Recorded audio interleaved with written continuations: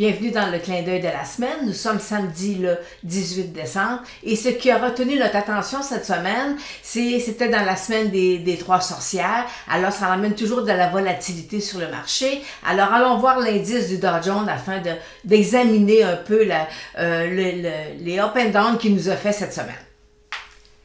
Alors, on voit qu'on a débuté la semaine ici sur une note négative et le mercredi, la Fed a annoncé que le report des achats d'obligations, pas le report, mais la fin, ça s'était reporté en mars. Alors, ça a emmené une poussée sur l'indice. Jeudi, ça s'est calmé. Et vendredi, on a eu une journée quand même assez négative là, sur l'ensemble des marchés. Examinons maintenant l'indice de la volatilité. Alors, voyez-vous ici ma grosse ligne verte, là, ben ça, cette ligne-là, ça nous indique qu'il faut absolument, cette ligne de tendance baissière, il faut absolument que l'indice de la volatilité la perce à nouveau pour à ce moment-là que le marché corrige. Alors, on voit que ça a été du up and down toute la semaine. Alors, ça a été quand même, ça n'a pas été une semaine ça n'a pas été une semaine qui a été facile. Et tout à l'heure, quand on va aller voir le survol des indices, je vais vous présenter quelque chose là, qui va vous expliquer un peu où on se trouve présentement dans le marché au niveau de la volatilité. Il y a aussi le Bitcoin qui nous a donné, qui continue à se replier doucement. Vous savez, il y a de ça 2 semaines, il nous avait fait une baisse à 42 000. Alors, fait que là, présentement, on voit que le Bitcoin, il y a un seuil à 47 000. Il est très, très, très fragile. Et vous voyez ici, j'ai ma moyenne mobile 200 jours. Et ici, j'ai ma moyenne mobile 34. Ici, c'est ma 8. Ma 8 a déjà percé ma 200. Si ma 34 vient à percer ma 200, on peut s'attendre à ce que le Bitcoin corrige moi, je pense autour de 20% facilement. Là. Alors, il faut vraiment que toutes mes moyennes mobiles soient baissières. À ce moment-là, on peut s'attendre à ce qu'il y ait beaucoup de volatilité sur le Bitcoin. Puis vous savez que dans la crypto-monnaie, il y a plus de 11 000 sortes de crypto-monnaies. Alors, il y a de quoi perdre son latin. Alors, c'est un marché qu'il faut surveiller, mais il faut y aller aussi prudemment. Alors, ce qui retient notre attention cette semaine, entre autres, on a les résultats financiers de quelques compagnies, mais comme vous voyez à l'écran, il n'y a pas grand-chose présentement. Alors, c'est juste, il faut Nike, il faut surveiller lundi après la fermeture des marchés. Nous allons débuter une semaine qui est quand même assez écourtée parce que nous avons la période des fêtes qui s'enclenche. Là. Alors, le 24 décembre, voyez-vous, le marché américain est fermé vendredi et le marché canadien sera fermé, lui, à partir de 13h le 24. Et lundi et mardi prochain, le 27 et le 28 décembre, le marché canadien est fermé, le marché américain sera ouvert. Alors, voyez-vous, là, cette semaine, on a les pertes fiscales. Là, vous avez pour le marché canadien, vous avez jusqu'au 29 décembre pour décider est-ce que vous conservez votre titre ou vous voulez vous prendre un gain ou réaliser une perte pour la passer dans l'année 2021. Mais si vous avez la possibilité de le faire cette semaine, réglez donc tout ça, puis vérifiez votre portefeuille afin de vérifier les pertes à aller chercher ou des fois aussi il y a du gain qu'on peut aller réaliser, dire bon ben là je pense que le marché est très bien fait. Alors, allons voir maintenant le survol des marchés. Allons faire maintenant un survol des marchés. Alors, vous avez présentement à l'écran l'indice du Dow Jones et on voit que présentement, j'ai un support autour de 35 400 sur l'indice du Dow Jones et ma moyenne mobile de 200 jours elle est haussière. Alors, tant et aussi longtemps que je vais rester au-dessus de ma moyenne mobile 200 jours, le risque de crash est quand même éloigné. Okay? Pour l'instant, on ne parle pas de crash, mais on pourrait avoir une petite correction. D'ici, là, le Dow Jones, selon moi, pourrait perdre encore 1000-1400 points de baisse. Alors le S&P 500, lui aussi, est dans un couloir latéral. Il est venu tester cette semaine là, presque un nouveau sommet. Alors, ma moyenne mobile 200 jours, elle est haussière. Mais il y a un point que je veux vous montrer avec la technique point and figure qui va peut-être vous dire, OK, on est dans des sommets, mais c'est peut-être pas aussi fort qu'on devrait le croire. Alors, examinons la technique point and figure. Alors là, vous êtes sur le site d'Analystech. Alors, cette semaine, j'ai présenté à mes clients. J'ai fait une analyse, c'est vendredi matin, avant l'ouverture des marchés. J'avais l'indice du Dow Jones. Alors, j'ai mis à mes clients, je suis allée leur mettre, j'avais ici l'indice du Dow Jones et je suis allée leur mettre la technique point and figure. Et là, je vais agrandir pour vous l'image. Alors, j'avais marqué ici, voyez-vous, janvier 2021. Ça, la technique point and figure, ça, c'est ce que vous avez présentement, c'est sur un graphique, les titres qui sont au-dessus de leur moyenne mobile 200 jours. Alors, plus la quantité de titres est au-dessus de la moyenne mobile 200 jours, ça veut dire que le marché est fort. Quand les titres sont en dessous, ça veut dire que le marché est faible. Alors, on voit qu'en janvier 2021, ici là, le chiffre 1, c'est pour le mois de janvier, on voit que jusqu'à l'été, là, il y avait à peu près entre 80 et 90% des titres qui se maintenaient au-dessus de leur moyenne mobile 200 jours et ça a eu pour effet, et voyez-vous, là, je vais vous mettre l'indice à partir là, de janvier, voyez-vous, le marché a monté. Alors, ça veut dire que plus j'ai de titres qui se transigent au-dessus de ma moyenne mobile 200 jours, ça donne de la force au marché. Alors, je vais revenir sur l'indice de la moyenne mobile 200 jours avec la technique point and figure. Et présentement, ça c'est en date de vendredi, mais aujourd'hui, on est à 40%. C'est-à-dire que présentement, il y a seulement 40% des titres qui se transigent au-dessus de leur moyenne mobile 200 jours et le S&P 500 et le Dow Jones sont presque à le sommet. Alors, c'est le risque présentement que nous avons sur le marché, que le marché pourrait, lui, redescendre, là, venir tester des bas encore. Il ne peut pas venir tester des bas dans des sommets, mais notre indice pourrait, lui, venir descendre, venir toucher des bas encore un peu plus, venir toucher nos supports, là, parce que la force des titres n'est pas là, présentement, dans le marché. Vous avez présentement l'écran avec la technique point and figure, en date de fermeture hier, c'est-à-dire 42%. Ici, on voit 42% des titres sont au-dessus de leur moyenne mobile de 100 jours. Alors, c'est présentement, ça devient ça risque parce qu'il va peut-être continuer à venir glisser descendre là, et c'est là à ce moment-là que le marché sera plus capable de monter. Je vous en montre un autre pour démontrer qu'il faut faire présentement attention. C'est que c'est le bullish percent. Ça veut dire que présentement, il y a 40, le vrai chiffre, c'est 45%.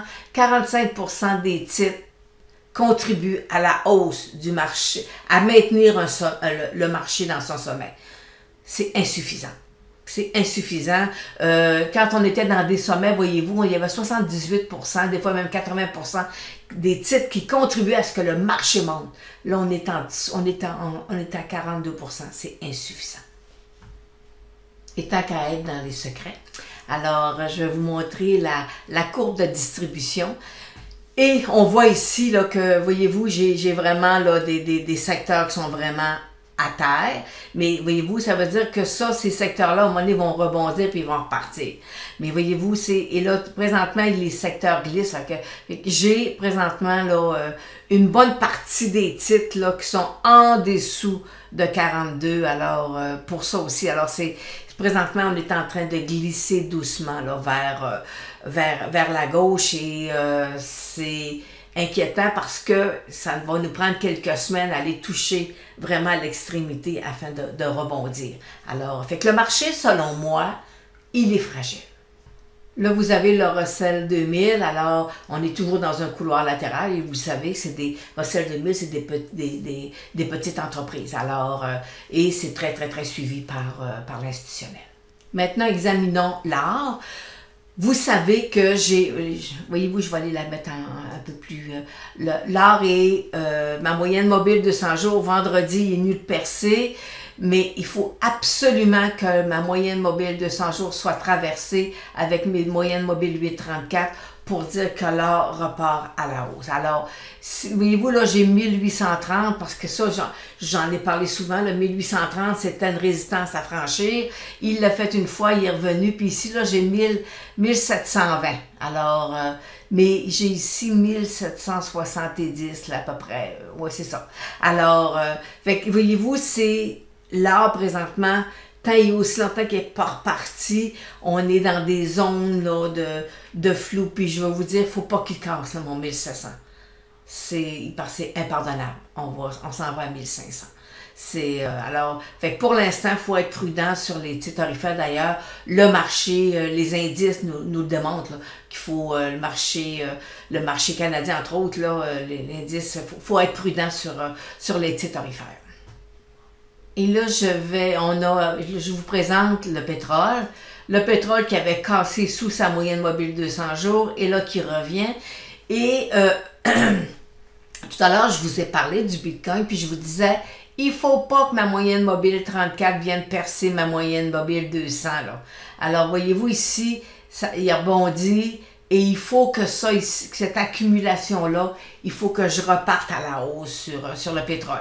Je suis à long terme haussière sur le pétrole, sauf que là, avec la pandémie, le retour, là, ça vient un peu chambarder un peu les données, là. Mais alors, ça va être un peu plus long, mais on a quand même des beaux titres pétroliers que présentement sont en repli, avec de belles croissances à long terme. Alors, voyez-vous, c'est possiblement ça, c'est les achats qu'on va faire après les fêtes, là, c'est peut-être les titres pétroliers qui vont partir sur une vague. Alors, c'est peut-être le secteur qui va nous permettre d'avoir le cœur joyeux en début d'année. Fait que les titres pétroliers, à long terme, le pétrole, je suis haussière dessus, et il y a des titres qui sont en repli, et on devrait bien faire d'ici les prochains mois avec les pétroles. Sur le marché canadien, on a le secteur de la santé qui est venu toucher notre fameux support à 45. Alors, fait que là, on a dit, OK, je t'en survendu ici. Alors, il faut surveiller, voir, mais je suis loin d'un revirement. Là, hein? Vous voyez, mes moyennes mobiles 8,34 sont baissières. Ma moyenne mobile 200 jours, elle est baissière. Mais ce qu'on espère, c'est qu'il puisse s'accumuler dans cette zone-là et pendant quelques semaines pour ensuite, après ça, repartir.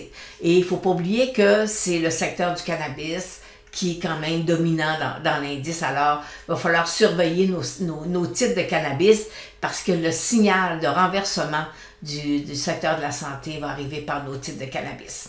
Alors, mais d'ici ce temps-là, on va sûrement avoir l'occasion de s'en jaser. Et le secteur de la technologie qui était dans un sommet, qui est sorti hors de son triangle, alors forcément, on a présentement là, des replis sur le secteur est fragile, il est sous sa moyenne mobile 200 jours.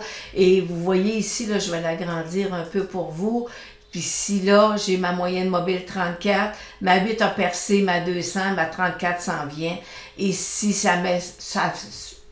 il corrige encore un peu plus, ben soyez presque assurés qu'on va avoir, on peut aller perdre là, un 10 à 15% facilement dans le secteur. Alors, qu'on a fait un peu le survol des secteurs qui étaient intéressants ou à surveiller. Maintenant, on va aller voir quelques titres boursiers dans notre section. C'est juste des techniques. Alors, examinons le titre de Lion. Vous savez, qu'il a été inclus dans le TSX et à partir de lundi que le titre va être dans l'indice. Alors, on avait eu, quand l'annonce qui est arrivée, on a eu une bonne poussée sur le titre, mais vendredi, le titre est venu toucher 8,81. Alors, c'est quand même, c'est pas facile. Même, voyez-vous, j'ai mes moyennes mobiles qui sont baissières. Ma moyenne mobile 200 jours, elle est baissière. Alors, pour l'instant, il faut vraiment l'examiner à court terme pour le trader, pour aller chercher peut-être 50 cents, 60 cents, mais pour l'investisseur à long terme, est-ce que 8,81 c'est un bon point d'entrée? Peut-être, mais pour l'instant, on n'a rien. Techniquement, pour moi, c'est pas un achat. Poursuivons avec les chars électriques. Alors, Tesla, Il est venu fermer vendredi, il est venu toucher le 910, alors il a fait 909, il est venu fermer son gap. Alors pour l'instant, voyez-vous, il glisse moyenne mobile 834 croisée, alors possiblement qu'on peut peut-être le revoir, venir se tester sa moyenne mobile 200 jours. La semaine dernière, je vous ai présenté le titre de Alphabet. Alors, et voyez-vous, il est sorti vendredi. Cette semaine, ça n'a pas été une semaine facile là, pour les technos, puis tout ce qui est le web. Et alors, voyez-vous, il est sorti hors de son couloir. Alors, il fait qu'ici, ça sera pas, c'est pas la ligne de tendance. Voyez-vous, j'ai une ligne de tendance à 2725. Alors, c'est des titres qui sont fragiles, qui sont fragiles présentement. Alors, est-ce qu'on a des signaux d'achat techniquement forts? La réponse est non. Alors, la semaine dernière, je vous ai parlé d'Apple. Je vous disais que c'était le titre qui était dans le portefeuille de M. Buffett à 46, autour de 46%. Et ça n'a pas été une semaine qui a été facile pour lui non plus. Voyez-vous, il nous a fait un nouveau sommet, il descend, il y a des grosses corrections. Ici, là, on avait une couverture en nuage noir. Généralement, c'est jamais très positif sur un titre. Alors, voyez-vous, on est dans des zones de surachat au niveau de mon stochastique. Et alors, voyez-vous, là, on est encore loin d'un repli, là, mais il est sur faiblesse, il va venir toucher, il va peut-être venir tester ici sa moyenne mobile 34, et ici, là, j'ai un petit gap à fermer, mais c'est un titre qui a des bonnes baisses, voyez-vous, je pense que c'est jeudi, oui, c'est jeudi, une variation de 11 $ sur le titre. Là. Alors, les traders ils étaient sûrement contents, là, mais c'est un autre game, là, les traders. Là. Puis c'est un titre qui se range quand même à 30 fois les bénéfices, c'est quand même pas énorme, là, mais c'est ça. Fait que mais très, très, très couru par l'institutionnel, par les compagnies qui font des portefeuilles d'actions, des choses comme ça. C'est un beau titre, mais présentement, est-ce que son sommet à 182, c'est un sommet qui va être là pendant un certain temps? Peut-être, tu sais. Puis là, on sait juste du technique, hein. Alors, est-ce qu'ici, je suis en formation d'une tête-épaule de sommet? Ah, peut-être. Hein. Ici, là, j'aurais une épaule là, j'aurais ma tête là. Alors, fait qu'est-ce que... C'est ça. Fait que là, il faut juste... On ne peut pas anticiper pour la formation de tête-épaule, mais on peut peut-être l'examiner, de la voir arriver, de dire, ah, est-ce que j'ai quelque chose qui peut se présenter là techniquement. Avec la technique voie de figure, j'ai rien, il n'y a rien de négatif sur le titre, mais puis je vous dis, Apple, c'est un super de beau titre. Puis à 30 fois les bénéfices, ça ne veut pas dire que c'est un titre là, qui est très dispendieux. Alors, voyez-vous, c'est sur ça que se termine ces jeux du technique. On va, avec tous les congés qui s'en viennent, alors on va être de retour en début janvier. Mais si jamais le marché était un peu trop volatile, là, puis qu'il nous donnait du fil à retordre, là, alors je vais me permettre de vous faire une petite vidéo d'ici le début janvier. Alors sur ça, je vous souhaite de joyeuses fêtes.